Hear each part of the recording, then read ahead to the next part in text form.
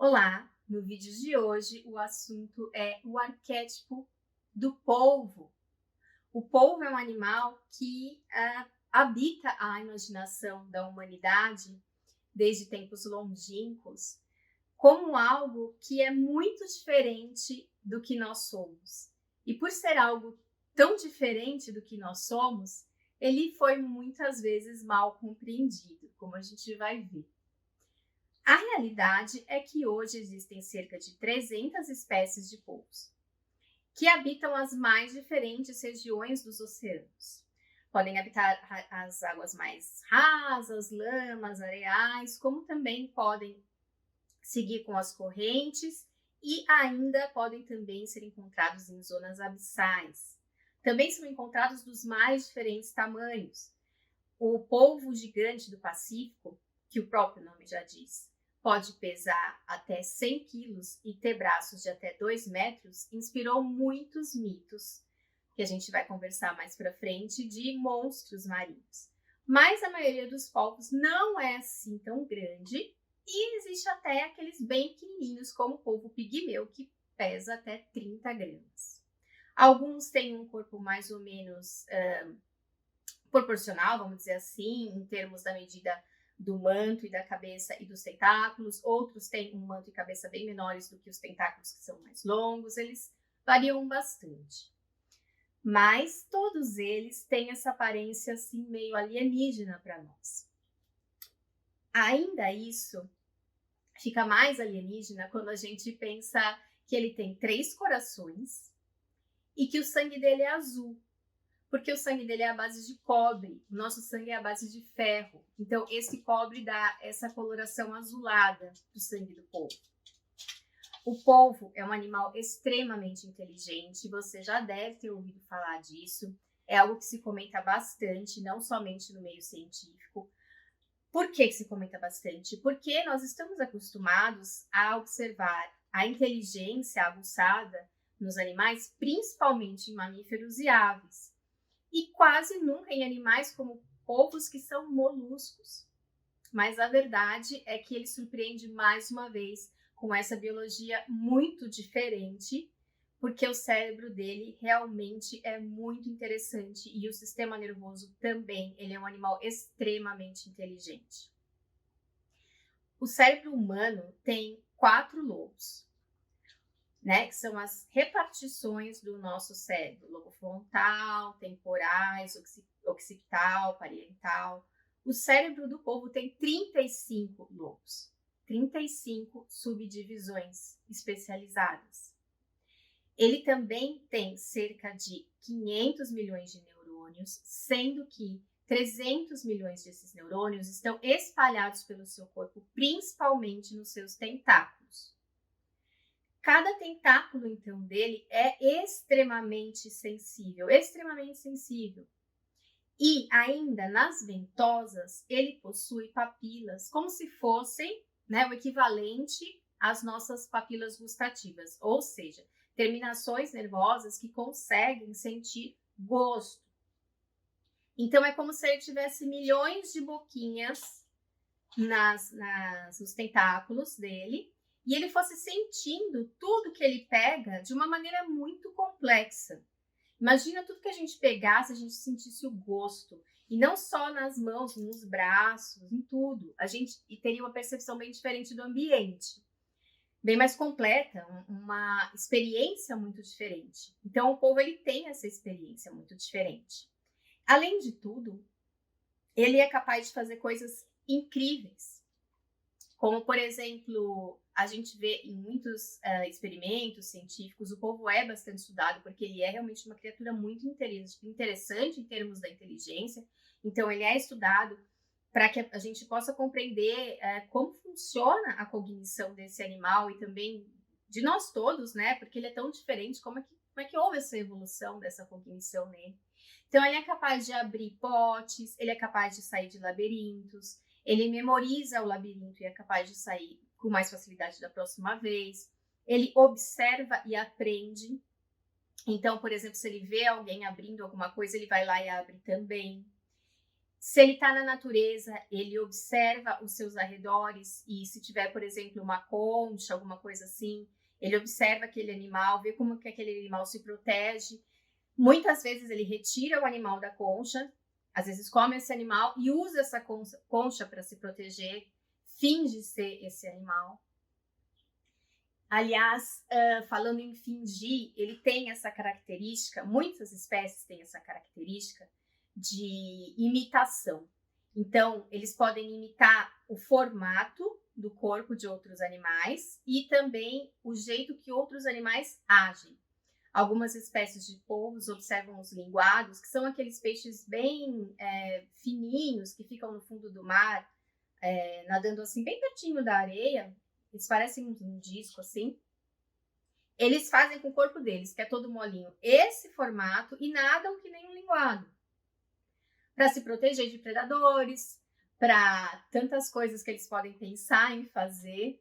Existe um documentário que eu vou indicar para vocês, que é excelente, que se chama Professor Polvo, está na Netflix, que mostra o quanto o polvo é inteligente e como é incrível o seu comportamento. Né? Em uma das cenas desse documentário é mostrado um polvo driblando um tubarão que quer comer ele, inclusive pegando carona nas costas desse tubarão para se proteger e para fingir que ele não tá lá. Quer dizer, assim, é um animal incrível, é um animal que brinca com coisas, como o seu cachorro brinca, por exemplo, como nós brincamos. E brincar é algo que é muito ligado à inteligência. Brincar é aprender, é fingir que você está fazendo alguma coisa e você está aprendendo com isso. Então, uma das primeiras características metafóricas que nós podemos trazer do arquétipo do polvo para nós é essa grande capacidade de observação do ambiente. Então, ele observa o ambiente de uma maneira muito inteligente, ele vê o que outros estão fazendo, ele aprende olhando e observando, e ele passa a agir dessa forma se assim é importante para ele, se assim ele tem alguma vantagem.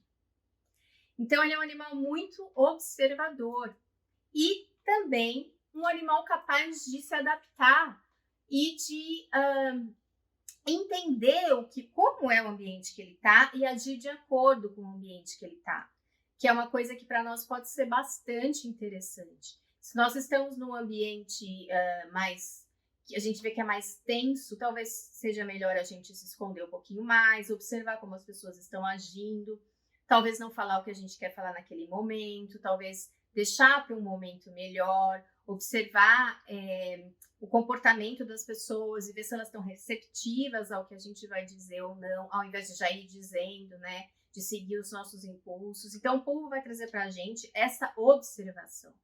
E vai trazer também a questão de se mesclar ao ambiente, se assim você deseja, se você precisa tanto se adaptar para estar melhor naquele momento, naquele ambiente, como não aparecer muito quando você não quer, porque além de imitar outros animais, o polvo também é um grande mestre de camuflagem.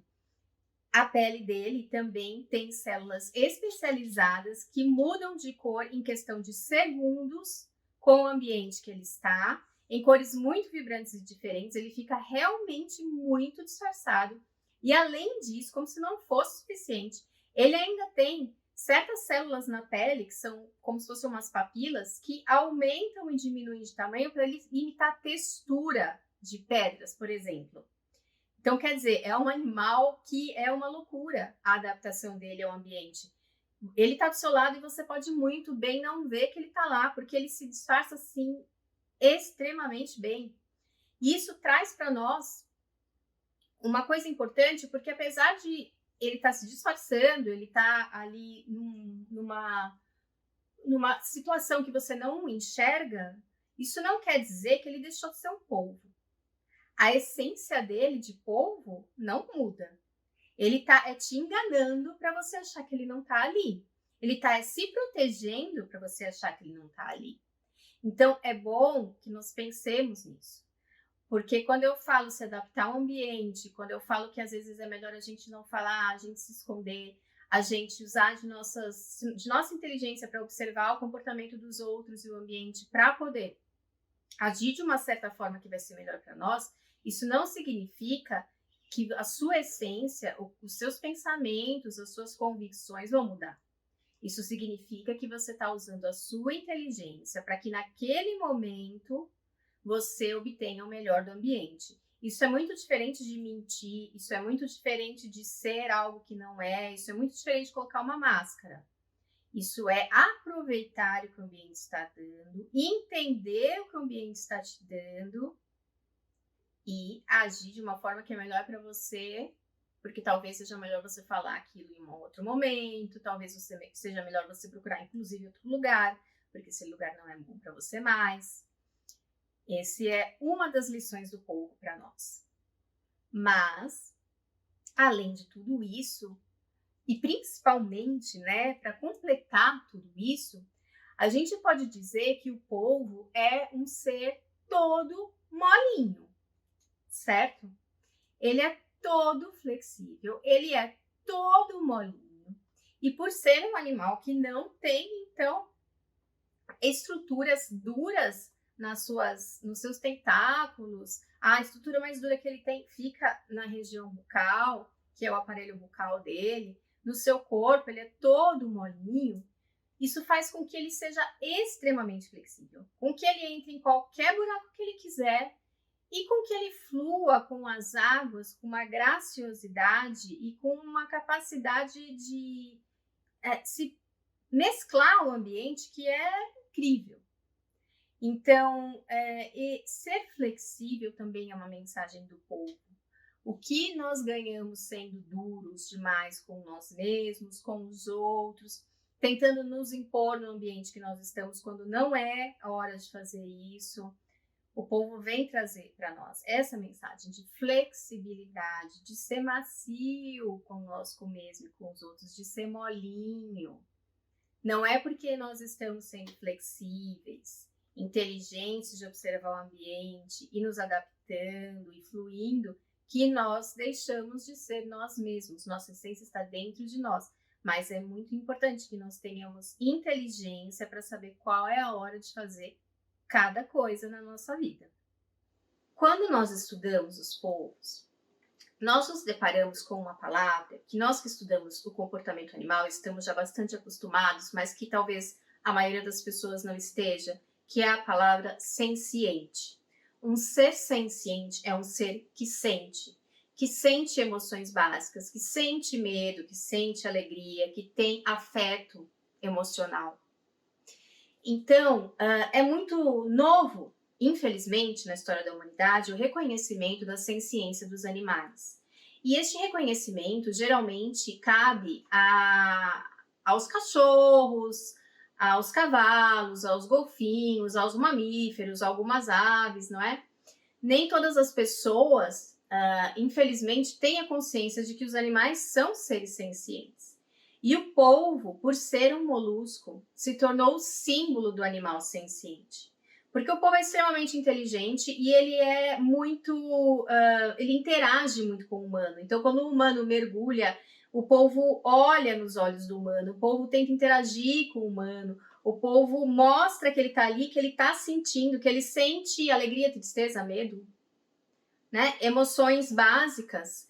Eu, pessoalmente, acredito, mas isso é uma crença pessoal minha, que os animais vão muito além de emoções básicas e que, sim, muitos deles apresentam sentimentos complexos. Mas isso ainda é um passo muito grande para a gente dar em termos de conhecimento científico. De qualquer modo, o Reino Unido reconheceu recentemente que polvos e outros cefalópodes são seres sencientes. E isso tem um peso bastante grande, porque a partir do momento que um ser é senciente, ele passa a ter certos direitos do ponto de vista ético. Então, é muito importante que nós saibamos que o polvo é o símbolo do ser senciente e que eles sentem como nós sentimos também.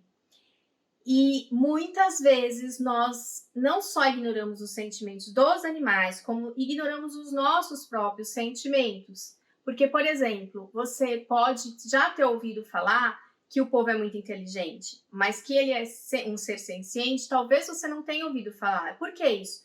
Porque a nossa sociedade ocidental hoje não valoriza as emoções, valoriza a racionalidade, valoriza este aspecto masculino da nossa personalidade, porque todos nós somos masculino e feminino, independente de gênero, que é o aspecto racional, que é o aspecto da ciência fria, que é o aspecto de coisas materiais, de coisas que a gente pode provar cientificamente, que a gente pode ver, que a gente pode pegar, que é importante? Claro que é, mas o mundo não é só isso, nós somos polaridades. Então, onde fica a nossa inteligência emocional? Cadê a nossa capacidade de lidar com problemas, de lidar com as pessoas, com situações? Então, o emocional, o feminino, o fluir, que é também muito ligado à questão do povo, essa maleabilidade, essa questão de observar o ambiente, de fazer as coisas em silêncio, de aprender observando. Quer dizer, é um polo mais receptivo, é um polo mais yin do que yang, ele é importante para todos nós. Então, essa também é uma mensagem do povo. Vamos buscar, né, voltar para esse lado, porque a inteligência emocional é tão importante quanto a inteligência racional para todos os seres. Mesmo que você acredite que alguns não têm inteligência racional.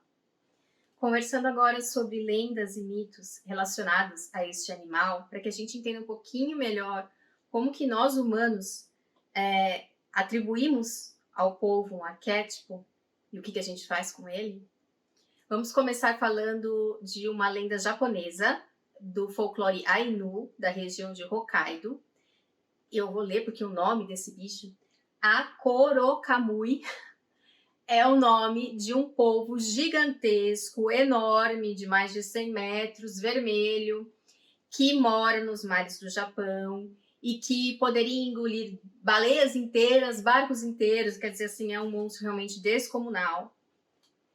E como que ele nasceu? Bom, ele nasceu quando uma aranha gigante, que não me pergunte como nasceu, mas ela existia, e estava na terra, e essa aranha gigante começou a destruir toda a vila. E aí eles rezaram para o deus do mar, que capturou essa aranha com suas ondas, levou para o fundo do mar e lá ela se transformou então no Akorokamui, que é este polvo que por vezes ele protege a Bahia, protege as pessoas e por vezes ele aterroriza as pessoas.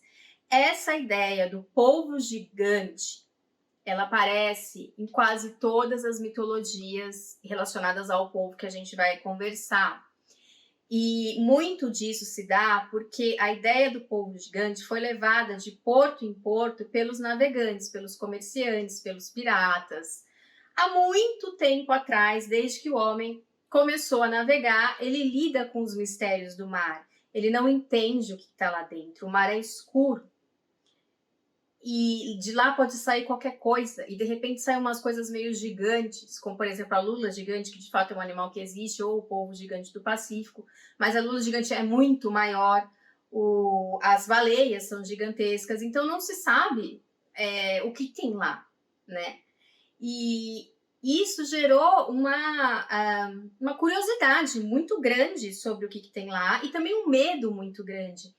Porque, como eu já falei algumas vezes aqui, as águas têm a ver tanto com as nossas emoções, que são coisas que nós humanos, infelizmente, não lidamos muito bem, quanto com o inconsciente, com o mergulho no nosso inconsciente.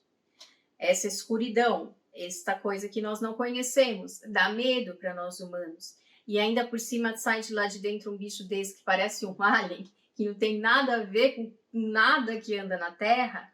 Nós humanos começamos a pensar que isso é um ser fantástico, que isso pode de repente atacar a gente. Ele começa a ser uma personificação dos nossos medos, uma personificação das nossas incapacidades emocionais que às vezes estão na nossa mente. Quando a gente está triste ou nervoso ou com raiva de alguém, às vezes não parece que tem um polvo aqui dentro que com todos os tentáculos pega a nossa cabeça e a gente não consegue pensar em outra coisa a não ser no que ele está controlando. Então, a gente transfere para a imagem dos animais esse tipo de coisa que a gente sente. É isso que faz com que os animais encarem arquétipos. Por isso que a gente estuda aqui também o comportamento desse animal na natureza, para a gente entender o que ele realmente é e o que realmente esse arquétipo pode trazer para a gente, e o que às vezes a gente mal interpreta, mas que mesmo assim faz parte do arquétipo desse animal, porque é a mitologia que está ligada a esse animal ancestralmente, e isso está também dentro de nós, isso também a gente carrega com a gente.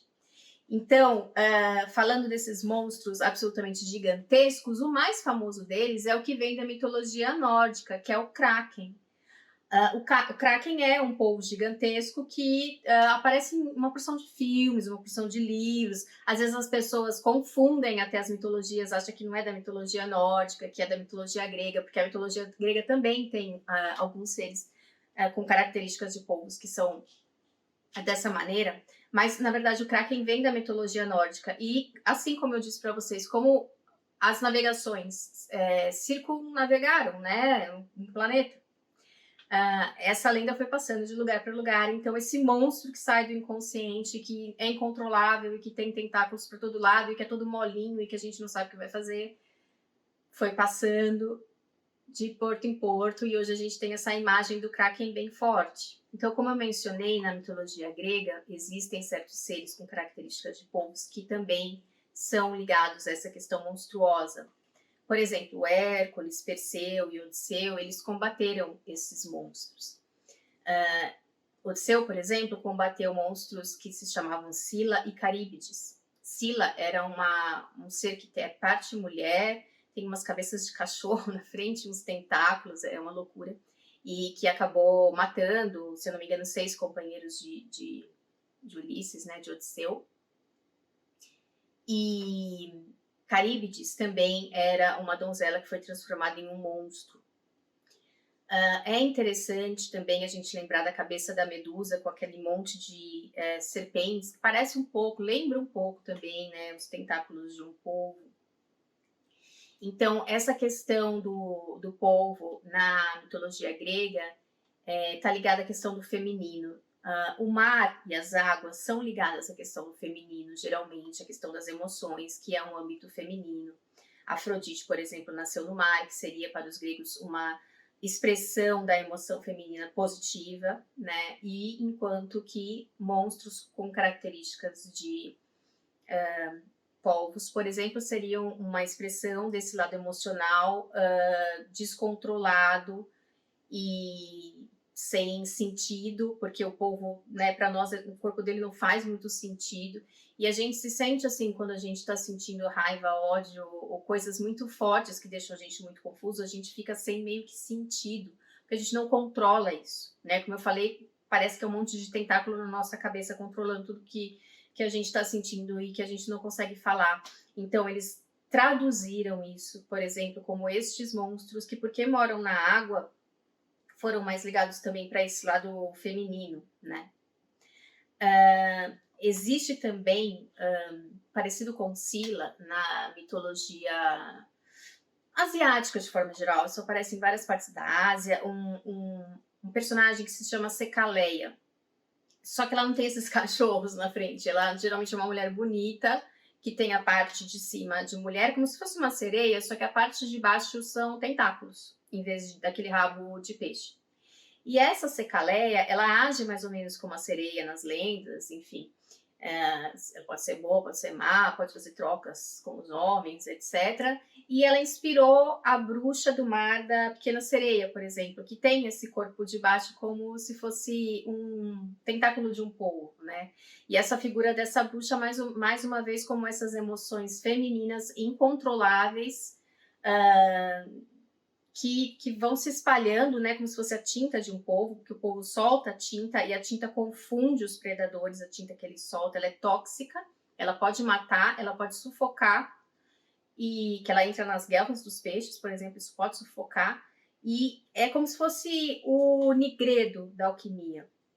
Para quem conhece a alquimia, a fase do nigredo é a fase que nós estamos passando por problemas. emocionais grandes dentro. É como se nós fôssemos o vaso alquímico, o vaso onde vai ser colocado as experiências alquímicas, e que nós colocássemos ali o que a gente quer ser, o que a gente quer para nós. Só que a primeira fase são operações químicas que tornam a matéria negra. Ou seja, nós estamos mergulhados, metaforicamente, em medo, em pânico, em dúvida, em tudo que a gente não consegue controlar, como se fosse a tinta de um polvo que se espalha. A gente não enxerga e a gente precisa trabalhar esse segredo, entrar lá dentro e ver como que a gente começa a clarear isso.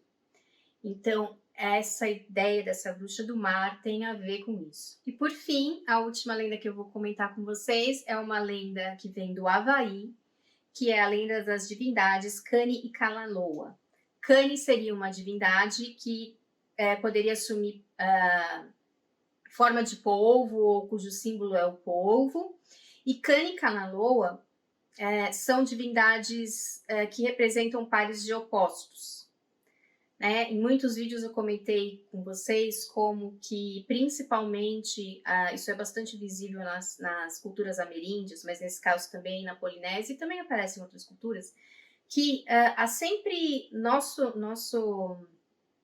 modo humano, vamos dizer assim, de ver o mundo, quase sempre enxerga as coisas por pares de opostos, bem e mal, feminino e masculino, sol e lua, água e terra, água e fogo, qualquer coisa que seja um par de oposto. E a gente faz o sentido da vida por isso, porque a gente classifica as coisas assim. Então, isso é mal, isso é bom.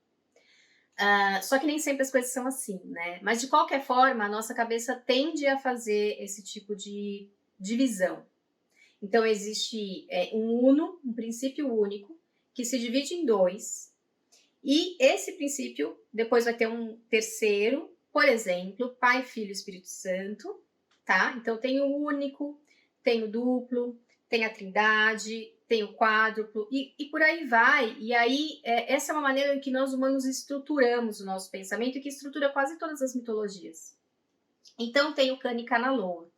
E o polvo, para você ver como o polvo é extremamente importante para esses povos do Havaí, porque eles colocaram ele como um desses deuses primordiais da dualidade, né? E ele é, inclusive, um dos primeiros a participar da criação dos outros deuses, e ele é o deus do submundo, claro, ele habita o mar, né?